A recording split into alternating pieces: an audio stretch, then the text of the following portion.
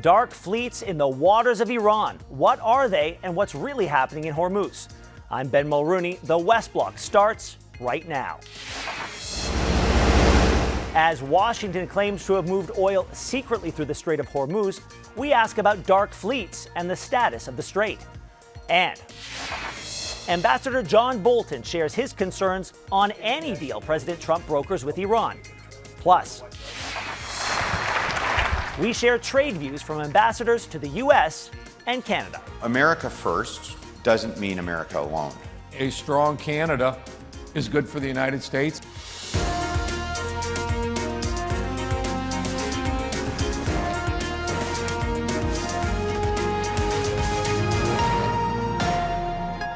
President Donald Trump has been signaling a move towards a peace deal with Iran, but yet again, it's been a tumultuous time getting there.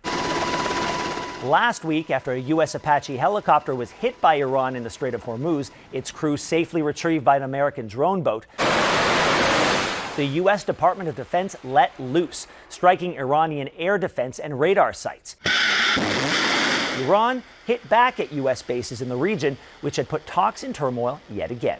We were really close to a deal, but they keep tapping us along. They keep playing us for suckers. The Iranian president saying, quote, "We must get out of this no war, no peace state. I will certainly not surrender." Joining us now is former U.S. National Security Advisor and Ambassador to the UN, John Bolton. Mr. Ambassador, thank you so much for your time today. Glad to be with you.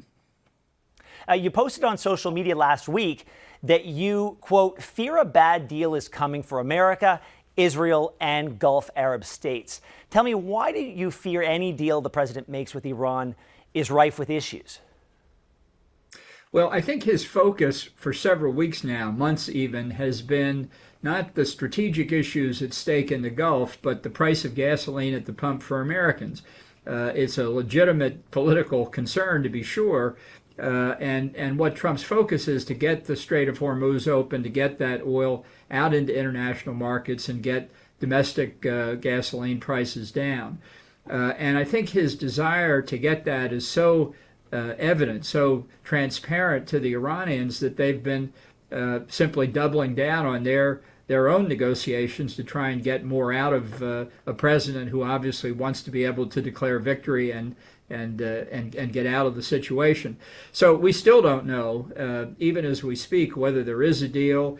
There's reporting that in Iran, the Revolutionary Guard have not signed off on the deal. That's not just a bureaucratic technicality. That would mean there is no deal if that's true. We just don't know at this point. Well, you've worked with the president quite closely. How does Donald Trump's personality factor into this sort of thing? Well, I think at the moment he knows he's in a trap of his own making. He's stuck between very much wanting a deal that he can declare is the best deal ever negotiated in history on the one hand, and on the other, having to make concessions for Iran, which if in fact they are incorporated at the deal, will cause enormous trouble for him politically at home as well. So again, this is not a fine judgment about the strategic importance of these different issues. It's a real political problem for him, to which there's no good solution. Do you have any worries as far as nuclear proliferation in the region and the rest of the world is concerned? Yes, I'm very worried. I mean, the efforts that we've made over decades to stop North Korea and Iran from acquiring nuclear weapons capabilities obviously failed in the case of North Korea, and I'm very worried are about to fail again in the case of Iran.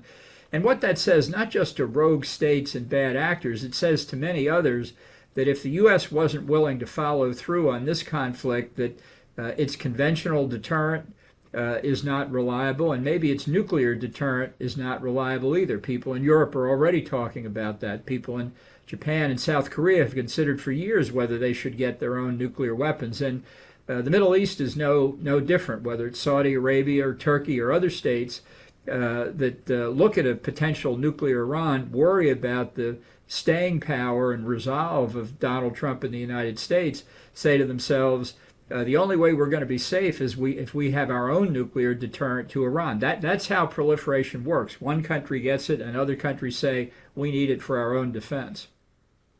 A significant number of Canadians feel the U.S. is now an unreliable partner, not just in trade, But in security, do you agree with that? Well, I think Donald Trump is unreliable. I don't think he has a coherent philosophy on national security. He doesn't really understand alliance structures. He doesn't see the value that the U.S. gets from NATO. I mean, I'm not shy about it. I think the U.S. does benefit from NATO. I think other NATO members benefit from the U.S. That's how alliances work. But I think Trump's inability to focus on long-term issues, his habit of looking at everything only what's right in front of him at any given time, leads many people to think he's not looking out for long-term concerns. He doesn't make analysis of the implications of decisions that he makes, and it makes them nervous. Is what you just described specific, as far as the relationship with allies, is what you just described specific to this second Donald Trump term, or is this something that you noticed the first time around?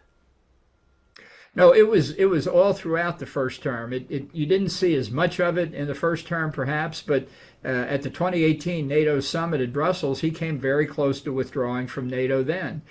He says, one thing on one day, says another thing on another day, but fundamentally, he doesn't see how alliances benefit the United States. And that calls not only multilateral defense alliances like NATO into question, but even bilateral relations with countries like Japan and South Korea. Is there anyone in his circle of trust that he listens to more than anyone else? I know that we hear the line, he'll repeat back the last thing he heard from somebody, but does he have anybody giving him good advice as it relates to the notion of multilateralism? Well, I don't want to get anybody in trouble by saying they're doing a good job in the Trump administration, but if you look at Marco Rubio's positions when he was in the Senate, he was a very strong supporter of NATO and a strong supporter of a forward American foreign policy, a visible presence in the world. Not out of altruism for our friends and allies, but because a strong American presence in the world is good for the United States and good for those on our side. He's obviously navigating very difficult waters, working in the Trump administration. I can attest to that, but I think he's probably doing the best he can under the circumstances. Back to Iran. Once an agreement with Iran is in place, do you believe President Trump's attention will just get diverted somewhere else? And who's going to be watching that relationship and watching that deal to ensure compliance?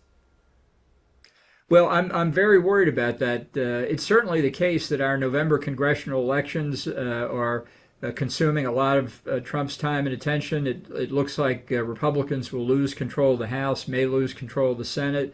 And as one Republican senator said in an interview yesterday, if that happens, the last 2 years of Trump's second term could be the worst 2 years of his life. So domestic issues really, I think, are uppermost in his mind, which is the fundamental motivating reason why he wants to extricate himself from the Gulf region. Ambassador Bolton, as always, thank you so much for sharing your time with us. Well, thanks again for having me.